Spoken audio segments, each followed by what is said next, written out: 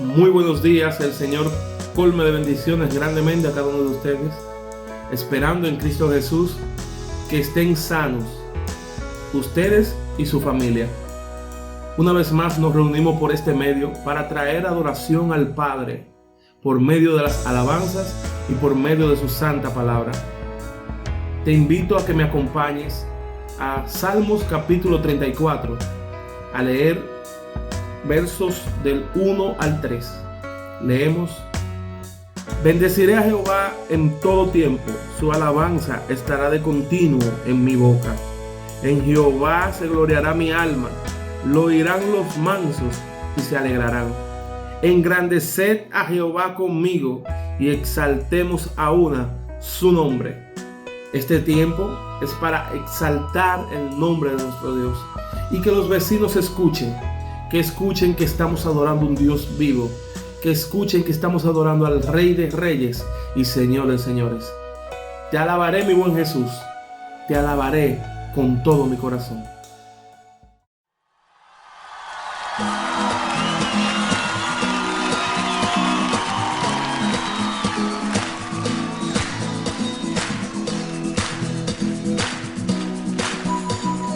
Dichoso el pueblo, Señor, que sabe alabarte. Y aquí hay un pueblo que sabe gozarse en ti, Señor. Es cierto.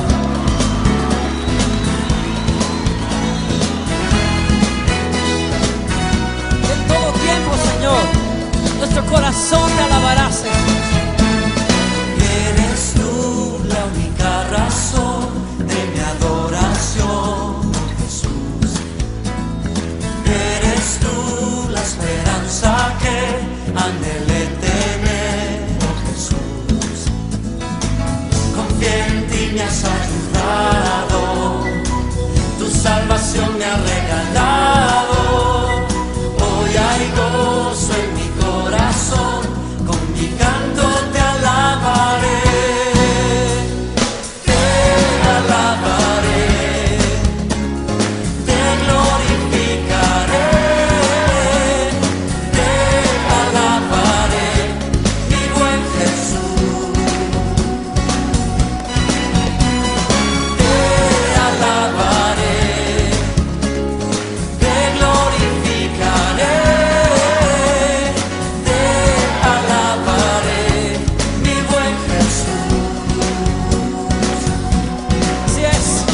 Eres tú la única razón de mi adoración, Jesús. Eres tú la esperanza que anhelé tener, oh Jesús.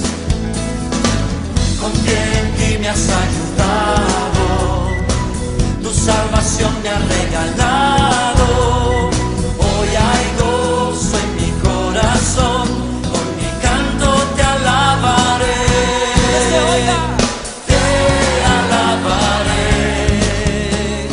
te glorificaré. Te alabaré, mi buen Jesús. sí, mi buen Jesús, te alabaré. Te alabaré, te glorificaré. Te alabaré, mi buen Jesús. Oh, en todo tiempo, de día y de noche, durante todas las épocas de mi vida, yo te alabaré, Jesús, y te cantaré a ti, pues solo tú eres digno de recibirlo, Señor. Oh, en todo tiempo, Señor, mi alma te alabará. Todo tiempo te alabaré. En todo tiempo, Todo tiempo te adoraré. sí, Señor. Exaltamos, nos gozamos en ti, oh mi Señor. En todo tiempo, Señor, Te alabaré, te glorificaré. Te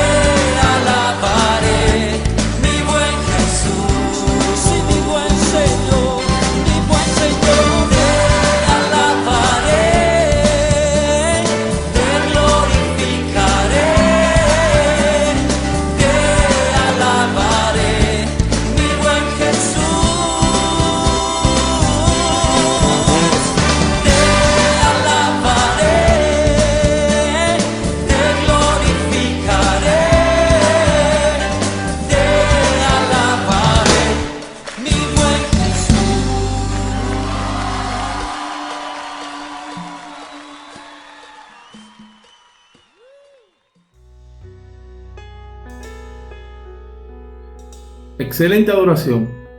Te alabaré, mi buen Jesús. Es importante entender a quién es que estamos adorando, a quién es que le damos toda gloria y todo honor. Es al Rey de Reyes y Señor de Señores, nuestro Salvador, Jesús. Si me pueden acompañar a Salmos capítulo 42. Salmos capítulo 42, verso 5. Dice: ¿Por qué te abates, oh alma mía, y por qué te turbas dentro de mí? Espera en Dios, porque aún he de alabarle, salvación mía y Dios mío. Muchas veces vamos a pensar que las dificultades van a ser más grandes que nuestro Dios. Pero no hay nada en esta tierra más grande que nuestro Dios. Bueno es Dios, Él es siempre fiel. Y Él nos prometió que estaría con nosotros. Y Él estará con nosotros hasta el fin del mundo. Confía en Él y entrégale alabanza de ahí de donde estás.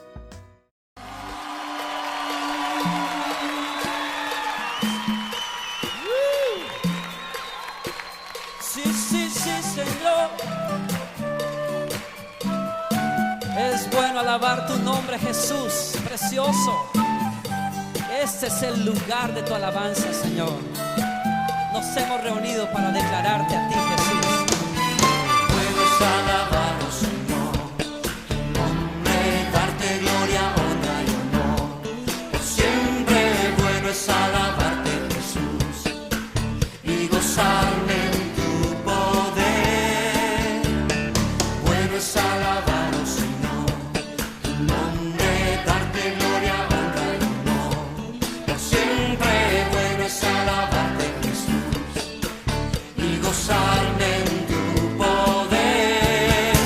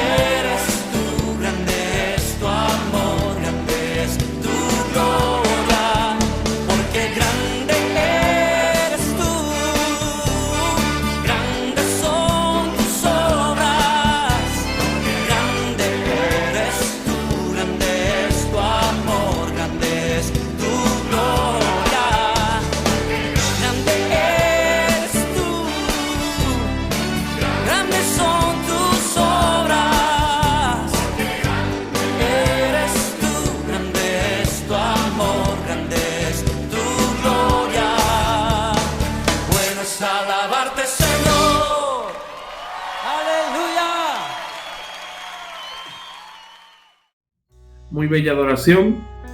Bueno es alabar el nombre de nuestro Dios en cada momento de nuestras vidas. Si me pueden acompañar a Juan, capítulo 6, verso 67.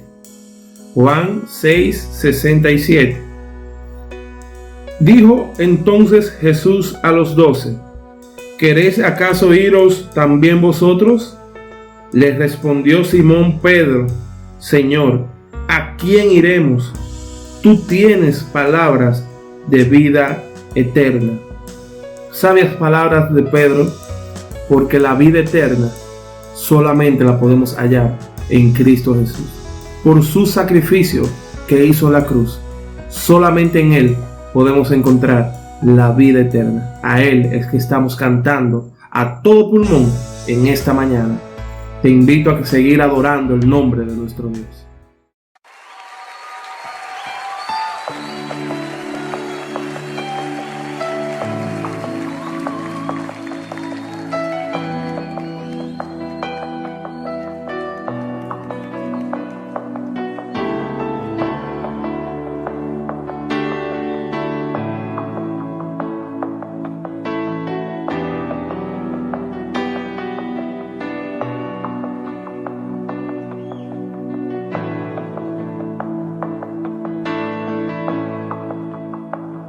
Al estar ante ti, adorando frente al mar de cristal, entre la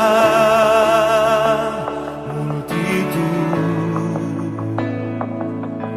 en asombro allí me habré de postrar y mi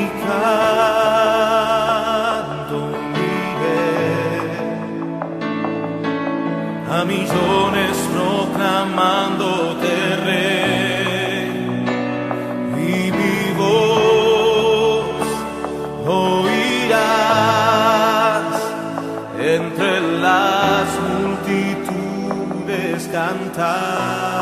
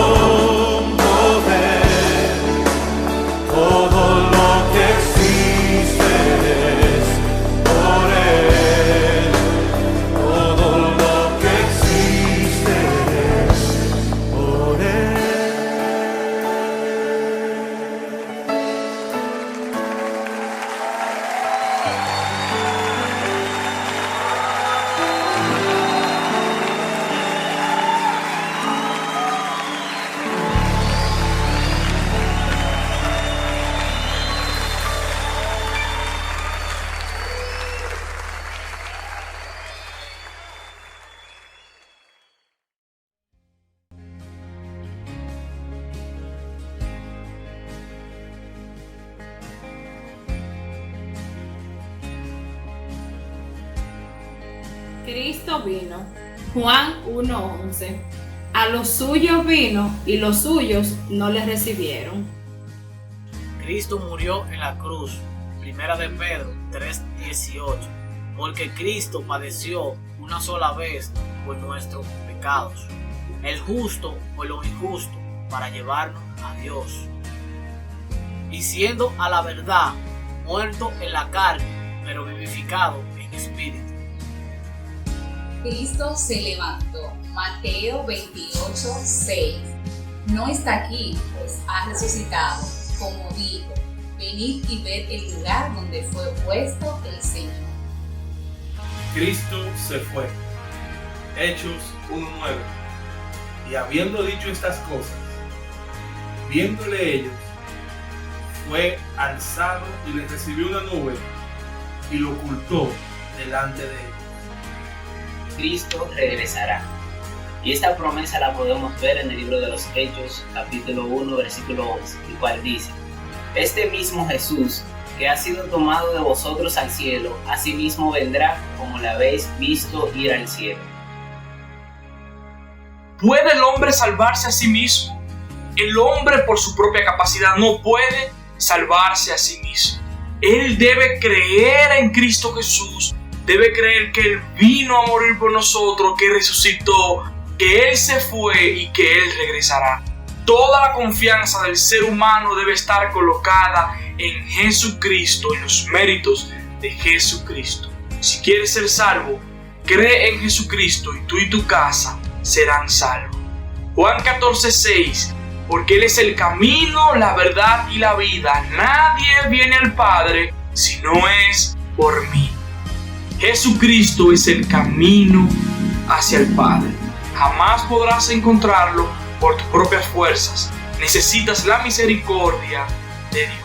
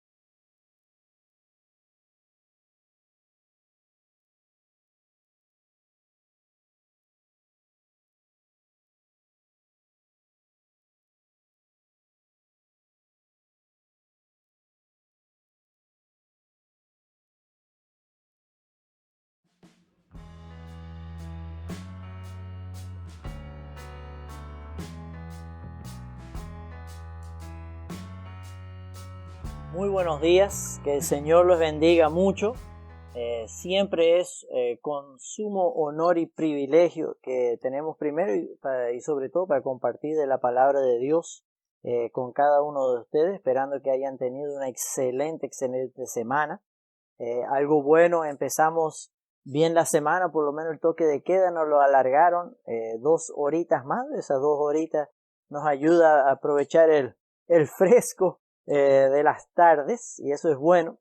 Hablando de eso rapidito, antes de entrar en nuestro tema de hoy, que quería tocar, quiero animarlos a cada uno de ustedes a hacerle caso a las autoridades. Nosotros podemos estar de acuerdo o no, pero en este estado de emergencia que está nuestro país, depende de nosotros que estas cosas se puedan abrir a una nueva normalidad. Ustedes saben cómo habló este fin de semana pasado nuestro presidente, que vamos a tener 2 semanas así, que van a estar de a poquito abriendo las cosas, y eso es un periodo para ver si se puede pasar a una segunda fase, después una tercera fase, una cuarta fase, y seguir en lo que sería la normalidad del COVID-19 para nuestro país.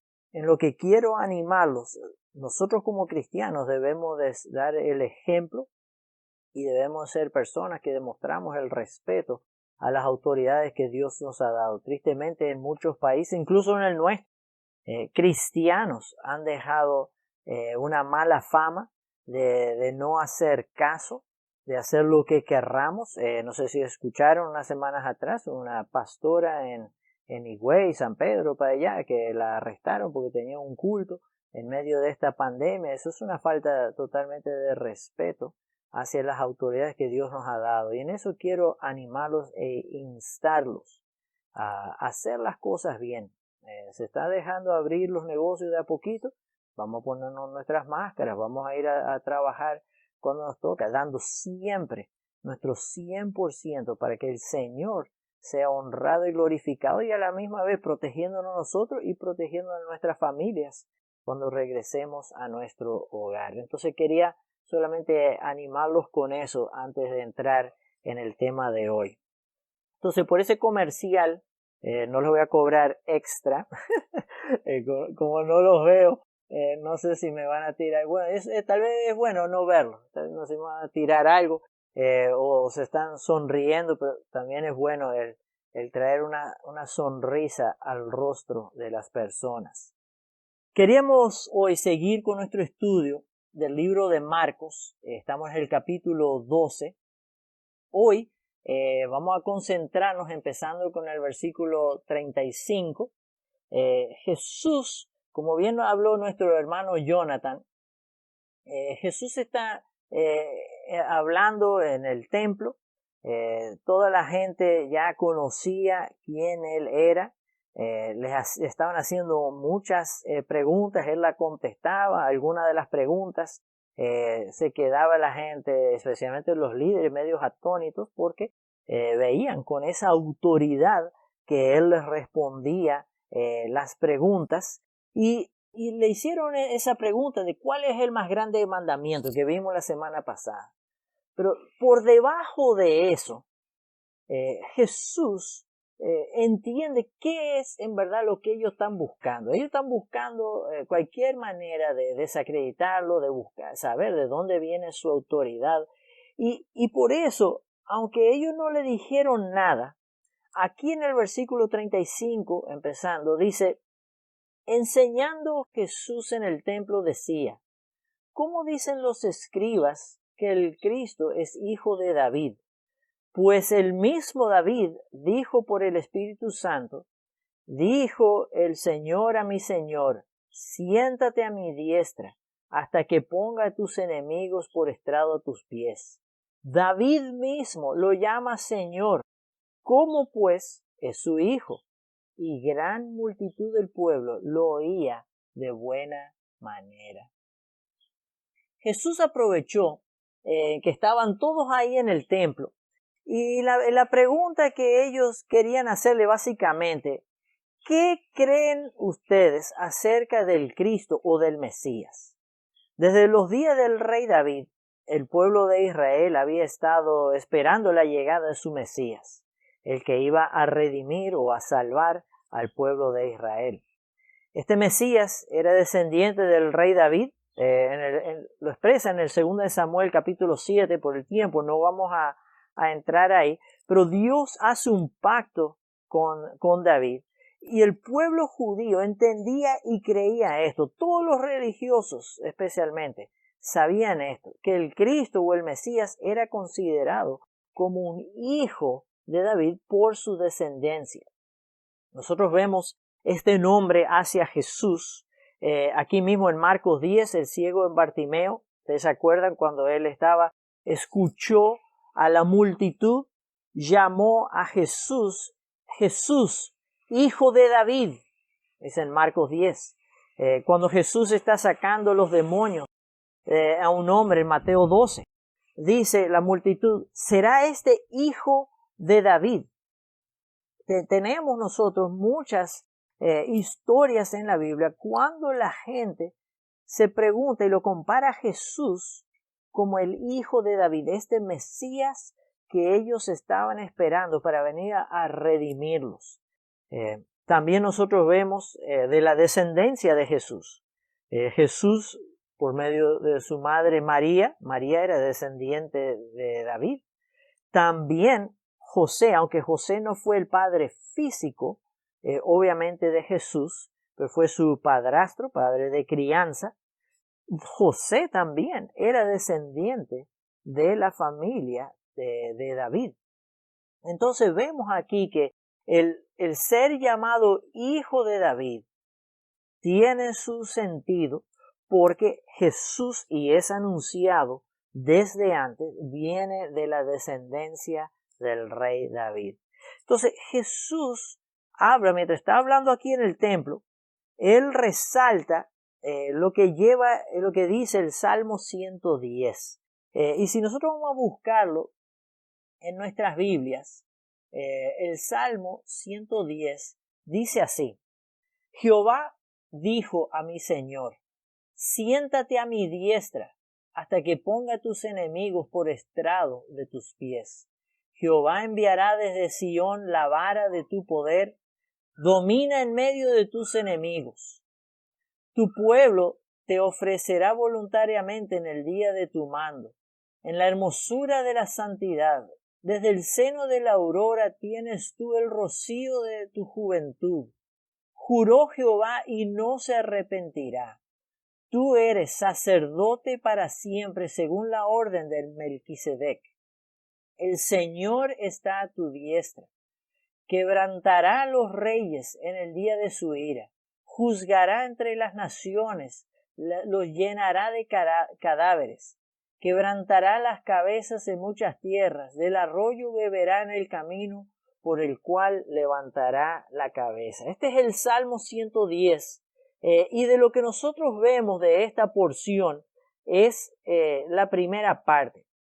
¿Ustedes se imaginan cómo habrán quedado estos líderes religiosos al escuchar el decir que en este Salmo de David, que Jehová, Dios Padre, dijo al hijo de David, que lo llama Señor, y Jesús usa esa palabra Señor, que en hebreo es Adonai, que es otra palabra que se usa también para Dios?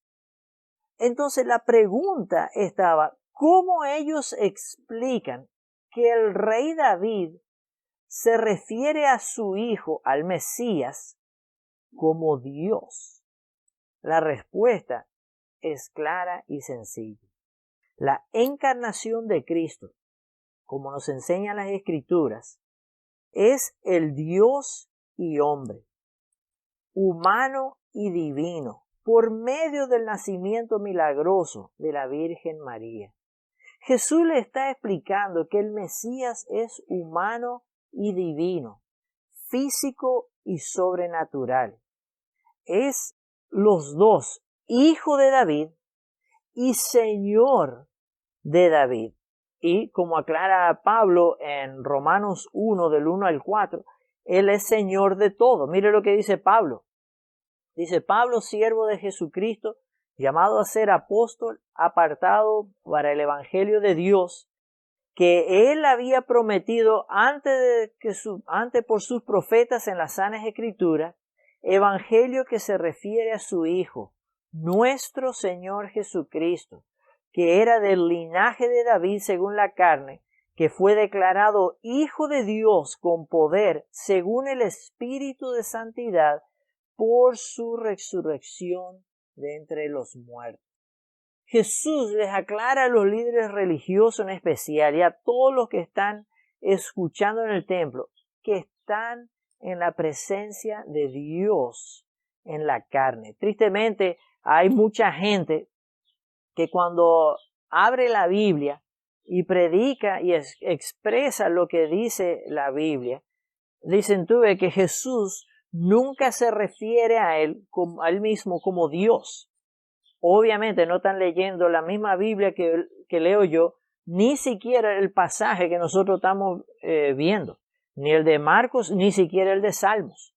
O sea, es muy claro. La gente estaban en presencia del Dios mismo hecho carne. Ellos no sabían cómo responderle, y nunca habían, estos líderes religiosos, nunca habían ni siquiera tal vez pensado en que el Mesías podía ser el Hijo de David y Señor de David a la misma vez. Eso seguro les pasó por arriba. Pero observen otra vez en el Salmo 110, capítulo 110, versículo 2. Jehová enviará desde Sión la vara de su poder, domina en medio de tus enemigos. Este Mesías, este Señor, el Hijo de David y Señor de David, iba a tener enemigos, nos advierte desde este Salmo 110. Pero ¿quiénes son los enemigos del Mesías? No eran los gentiles, eran los mismos judíos, especialmente los líderes religiosos de los judíos, los que estaban usando su posición para ganancia propia y no servir al pueblo de Dios. Y aquí es cuando Jesús dice al instante, en el versículo 4, dice, juró Jehová y no se arrepentirá. Tú eres sacerdote por siempre según el orden de Melquisedec. No solamente Jesús le está hablando de este salmo, de que el Mesías iba a tener enemigos, y ellos sabían que ellos lo eran porque ellos siempre lo estaban atacando. Pero entonces, miren cómo dice el versículo 4, dice que tú eres sacerdote para siempre. O sea, este Mesías, el Cristo, el Hijo de David, el que David llama Señor, iba a ser el sacerdote para siempre según el orden de Melquisedec. Habla de que el Mesías, no como rey, sino como sacerdote. Entonces, estos sacerdotes se quedaron ahí con la boca abierta. Que el gran sacerdote es Cristo. Este salmo nos enseña la humanidad del Mesías siendo el Hijo de Dios y su deidad. O sea, que Él es Dios porque lo llama Señor de David. David fue el autor del salmo. E incluso Jesús resalta, miren el versículo, volviendo a Marcos 12, Jesús resalta de por medio de quién David escribió estas palabras. Dice el versículo 26, pues el mismo David dijo por el Espíritu Santo. Dios inspiró a hombres por medio del Espíritu Santo para que escriban las Escrituras, la Biblia, la palabra de Dios, la que nosotros tenemos hoy en día. Este Salmo 110 y todos los salmos de David, pero nos dice aquí Jesús que David mismo fue inspirado por el Espíritu Santo para escribir tal cual como Dios quería.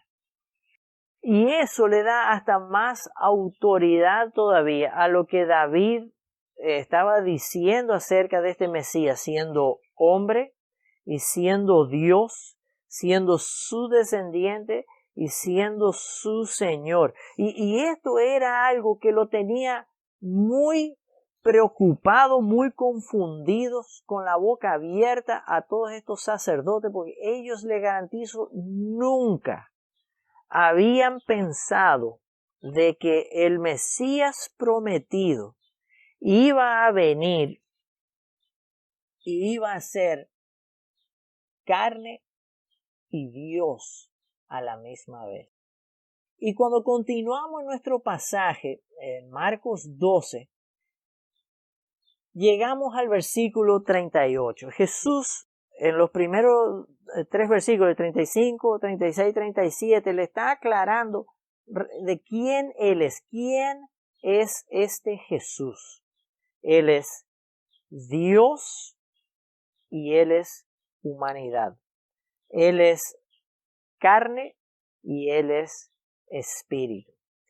Pero entonces salta aquí en el versículo 38 al 40 y dice, les decía en su enseñanza, guardaos de los escribas que gustan de andar con largas ropas y aman las salutaciones en las plazas, las primeras sillas en las sinagogas y los primeros asientos en las cenas, que devoran las casas de las viudas y para difamarlo hacen largas oraciones.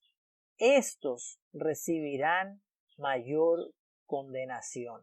Recuerden, Jesús está aquí afuera del templo enseñando y aprovecha a aclarar las cosas de quién Él es y se dirige a la multitud y lo primero que le dice: guardaos de los escribas, cuídense, tengan cautela de ellos, acechen. Esta gente no es fácil, básicamente. Y los escribas de ese tiempo era gente que eran fácil de reconocer, como nos dice el pasaje. Ellos andaban en sus vestiduras blancas, largas. A ellos la gente los trataba con mucho honor, con mucho respeto. Era una posición altísima en la sociedad. Eran orgullosos, eran arrogantes. Ellos se la sabían toda.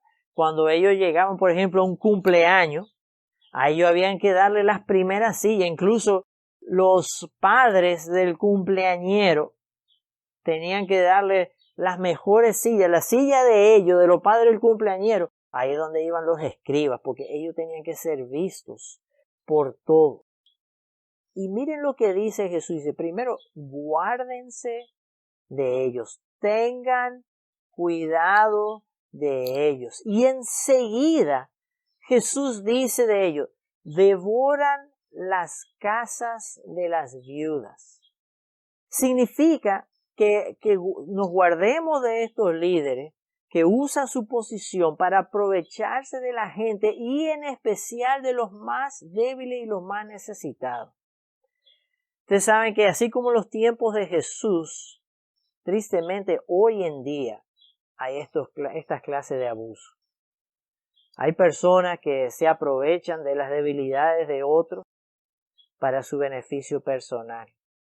Lo peor del caso es que muchas veces esto sucede bajo el nombre de religión.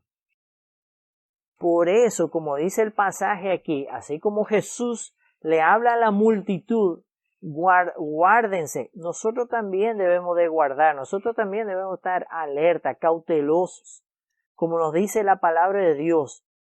Sola y únicamente debemos de seguir al Señor Jesús y cumplir lo que nos dice en su palabra. No seguir en adoración a los hombres. Muchas veces, desde el púlpito, y se lo digo aquí, yo no quiero que la gente me siga a mí. Sigan a Jesucristo. Yo sí, como cristiano, y cada uno de ustedes como cristiano, nosotros debemos de estar reflejando a Jesucristo. Somos representantes de Jesucristo aquí en la tierra, pero no para que me sigan a mí, para que sigan a Cristo que trabaja en mi vida y a través de mi vida.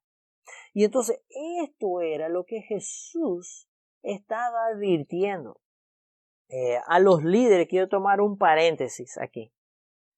A los líderes de nuestras iglesias o al líder de cualquier iglesia. Es importante de nosotros llevar a la práctica un liderazgo de servicio al Señor y a su pueblo y no caer en una dictadura. Mire, le quiero compartir rápidamente mi versículo favorito. Es Hechos 20, 28 al 31. Dice, por tanto, mirad por vosotros y por todo el rebaño en que el Espíritu Santo os ha puesto por obispos, para apacentar la iglesia del Señor, la cual Él ganó por su propia sangre. Porque yo sé que después de mi partida entrarán en medio de vosotros lobos rapaces, que no perdonarán al rebaño. Y de entre vosotros mismos se levantarán hombres que hablarán cosas perversas para arrastrar tras sí discípulos. Por tanto, velad, acordándoos que por 3 años de noche y día no he cesado de amonestar con lágrimas a cada uno. Esto es un excelente recordatorio, especialmente para mí. Cuando ponemos los rangos aquí primero, obviamente Dios es el número uno. Y Dios ha puesto a hombres, obispos, dice aquí, para apacentar o administrar la iglesia del Señor. Entonces, número uno está Dios. Número dos está la iglesia del Señor. Número tres está el obispo o pastor o el líder, como usted quiera llamar. Mi hermano, nosotros como líderes debemos de estar ahí para servir a la iglesia, porque así servimos al Señor. Y como dice bien al final el versículo 28, la cual Él ganó por su propia sangre. Oiga, usted y yo no hemos hecho nada para ganarnos que la iglesia nos adore. Jesús fue quien dio su vida por usted, por mí y por su iglesia. Y por eso es a Él que nosotros servimos. Y por eso Jesús, volviendo al contexto, Jesús le está advirtiendo a toda esta gente, mire, guárdense, tengan cuidado de estos escribas, tengan cuidado de estos hombres de la ley que están distorsionando la ley para su propio beneficio. Y aquí ya para finalizar, vemos el ejemplo que Jesús quiere dejar en lo que está pasando ahí, de cómo esta gente hace las cosas. En el versículo 41 al 44 de Marcos 12 dice, estando Jesús sentado delante del arca de la ofrenda, miraba cómo el pueblo echaba dinero en el arca, y muchos ricos echaban dinero. Y vino una viuda pobre, y echó 2 blancas, o sea, un cuadrante. Entonces, llamando a sus discípulos, les dijo, de cierto os digo que esta viuda pobre echó más que todos los que han echado en el arca, porque todos han echado de lo que les sobra, pero ésta de su pobreza echó todo lo que tenía, todo su sustento. Estos versículos están escritos ahí por Marcos para mostrar la diferencia que había entre Jesús y los escribas de la época. Los escribas amaban las riquezas y pensaban y practicaban que si uno tenía más riquezas, Dios lo miraba con más favor. La gente pobre, algo malo hicieron que Dios no le dio tanta riqueza. Ese era el pensar de ellos. Y se pone a observar Jesús a esta viuda que entra al templo para adorar. En la tradición judía tenían distintas canastas para ofrendar y estaban marcadas. Algunas eran para los sacrificios, otras eran para la madera del altar, otras eran para el aceite, etc. Pero habían algunas que eran con un destino no específico, eran sin destino específico. Esto sería, por ejemplo, como en nuestra iglesia, las dos cajitas que nosotros tenemos atrás, vamos a decir que tuviéramos más. Tenemos una para la ayuda que damos de medicina, otra para ayuda a pagar la luz, otra para el agua, otra para el ministerio de la libre y otra para un destino libre. Eso es básicamente como los judíos hacían las ofrendas. En este tiempo era el tiempo de la Pascua. Entonces los judíos venían de toda parte del mundo para adorar en el templo y dar su ofrenda. Y por eso Jesús está aquí tan atento. En esos tiempos se creía que Jerusalén tenía más o menos 25,000 habitantes. Pero cuando era este tiempo de la Pascua, habían como más de 3 millones de gente, todos ahí alrededor. Entonces, lo que hacían estos escribas, la gente de dinero, traían su saco de monedas, iban a la caja donde ellos iban a ponerlo, pagaban a un trompetista para tocar una trompeta, para que la gente viera mientras ellos vaciaban sus monedas de oro en estas cajas de las ofrendas. llamándose la atención a ellos mismos. Entonces, Jesús, viendo este show que está delante de él, y viendo a esta viuda que puso estas dos blancas, como dice, que las blancas eran unas monedas muy finas, hechas de cobre, tenían muy poco valor, eran el equivalente a un día de trabajo. Por ejemplo, hoy en día más o menos, esa cada una eran como 250 pesos. Pero Jesús llama a sus discípulos y les aclara que los escribas y los ricos estaban dando de lo que sobraba, pero que esta viuda dio más que ellos, porque ella dio todo lo que tenía. O sea, estas dos monedas de que podemos redondearlo a 500 pesos las dos, que eso era todo lo que esa mujer tenía, lo dio como ofrenda a su Dios. Nosotros vemos en el libro de 1 Corintios 16, del 1 al 2, dice: en cuanto a la ofrenda para los santos, haced vosotros también de la manera que ordené en la iglesia de Galacia. Cada primer día de la semana, cada uno de vosotros ponga aparte algo, según haya prosperado, guardándolo para que cuando yo llegue no se recojan ofrendas. Y cuando haya llegado, enviaré quienes vosotros hagáis designado por carta, para que lleven vuestro donativo a Jerusalén, y si es conveniente que yo también vaya, irán conmigo. O sea, aquí Pablo está diciendo cómo se debe hacer la ofrenda. El primer día de la semana, dice, cada uno de ustedes, dice, cada uno de vosotros ponga aparte algo según haya prosperado. O sea, es una decisión, y eso lo aclara más en 2 Corintios 9:7, dice, cada uno dé como propuso en su corazón, no con tristeza ni por obligación, porque Dios ama al dador alegre. En este tiempo de pandemia, yo sé que muchas veces es difícil el pensar en ofrendarle al Señor, pero incluso en este tiempo de pandemia, Dios provee para nosotros. ¿Cómo yo le respondo a Él? Y esto es, el ofrendar es una actitud del corazón. Dice la palabra muy claro, no es algo que uno debe ser obligado, no es algo que uno lo hace con tristeza, es una decisión del corazón, es algo que lo hago con alegría, pero lo hago para el Señor, no lo hago para la gente.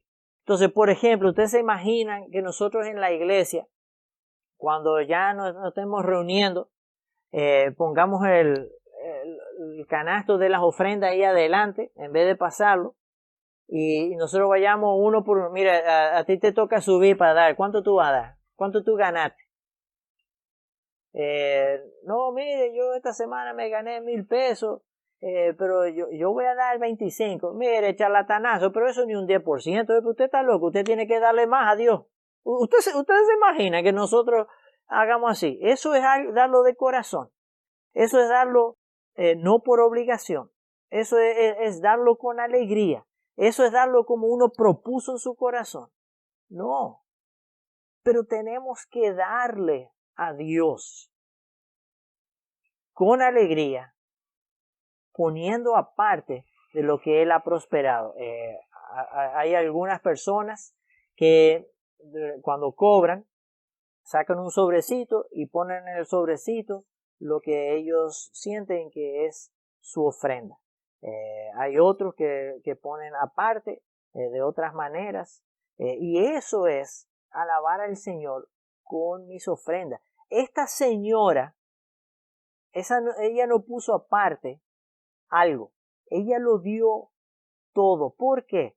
Confió en Dios literalmente con todo lo que él tenía. Ella sabía que ella vino al templo a adorar a su Dios, y en agradecimiento le entregó todo lo que ella tenía.